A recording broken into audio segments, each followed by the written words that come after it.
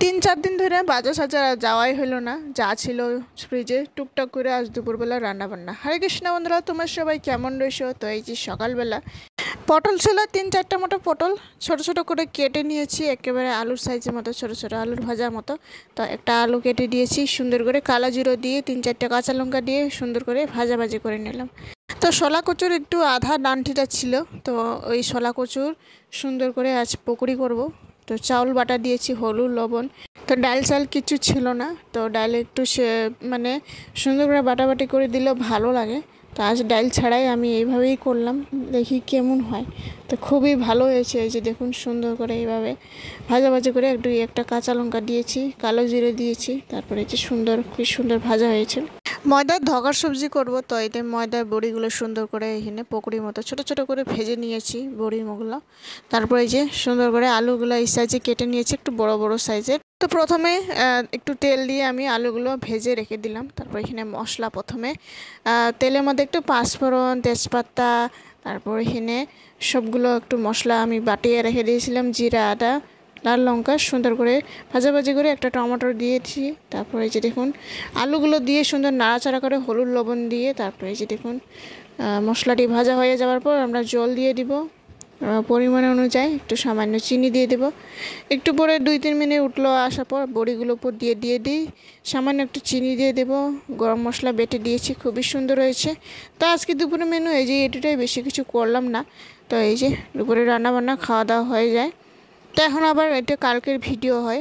তো একটা গোটা চাল কুমড়া আমি এখানে সুন্দর করে এইভাবে কেটে রেডি করে নিয়েছি। তো অনুরাধাকে করলাম একটু বসে এভাবে ড্রয়িং করো, ওর জন্য একটু কালার নিয়ে এনে দিয়েছিলাম। বসে বসে এইভাবে মানে কোনটা কি বস্তু, কোনটা কি হয় সব মানে দেখে, মানে কোনটাতে কি কালার হয়। তো এই যে দেখে কইয়ে দিতেছি আমি, ও মানে করতেছে বসে বসে।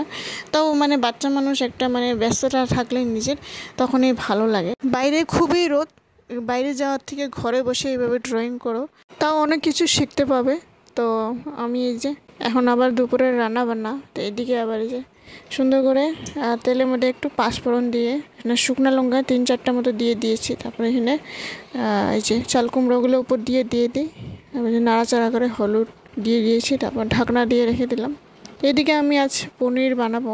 তো পনির এখানে দুধ ছিল আধা কেজি মতো, দুধ সুন্দর করে ফাটিয়ে আমি এই যে পনির তৈরি করলাম। তো বেশি কিছু নয়, মানে একবার মতো হয়ে যায়, এক সন্ধ্যা মতো হয়ে যায় পনিরটি। তো বাড়ির বানাটা মানে এটা সুন্দর, টেস্টটা অন্য ধরনের হয়। তারপর এই যে সুন্দর চাল কুমড়ার সবজিটিও রেডি হয়ে যায়। তো এদিকে আবার সুন্দর নাড়াচাড়া করে আমরা এই যে নামাই নিই। এখন আবার এই যে পনিরের সবজিটি করবো। এই যে সুন্দর করে মশলা দিয়ে আলুটি প্রথমে ভাজাভাজি করে নেওয়ার পর, তারপরে এই যে দেখুন জল দিয়ে দিই, একটা টমেটো কেটে দিয়েছি। গুন্দরুক ছিল, ভাবলাম একটু গুন্দরুকের সবজি করব। তো কয়টা সবজি করব, সময়ে নাই তেমন আজ দুপুরবেলা। তো এই যে দুইটা কোনো রকম করে করলাম। তো গুন্দরুক আর এদিকে আলু দিয়ে সুন্দর ঝোল, আর এদিকে আমার পনিরের সবজি, তারপর চাল কুমড়া সবজি, লেবু দিয়ে আজ দুপুরবেলা রান্নাবান্না খাওয়া করে এখন আবার এই যে দেখুন ঘরের যত কাপড় কানি ছিল, এদিকে সাপার কাপড়, আর এদিকে পর্দা সর্দা কাপড় অনেক নোংরা হয়ে গেছিলো একেবারে ধুলা দিয়ে। তো সব আজ ধুয়ে পরিষ্কার করে এই যে লাগায় রেখে দিলাম। তো এদিকে আবার এই যে কাপড় কানিও আজ অনেক ধুয়েছিলাম সকালবেলা। তো ধুয়ে সকালবেলা উঠে আগে কাপড় কানি ধুয়ে একেবারে রেডি করে রাখি, কেননা এত রোদ যদি উঠে, রোদের মধ্যে আর বসে কাম করা যায় না। তো তার আগে কাপড় কানি ধুয়ে স্নান করে একেবারে সকালের কাজকর্ম একেবারে শেষ করে আসি, বাইরের কামটা এসে তারপর এখানে ঘরের ভিতরে কাম করে। তো রোদটা যত শরীরে লাগে আর শরীরটা আর বেশি খারাপ লাগে, আর এনার্জি থাকে না কাম করার মতো সারাদিন। তো বন্ধুরা, আজকের ভিডিওটি কেমন হয়েছে অবশ্যই লাইক, কমেন্ট, শেয়ার, সাবস্ক্রাইব করে জানাবেন। আশা করি নেক্সট ভিডিওতে দেখাবো। আজকের জন্য টাটা, বাই বাই।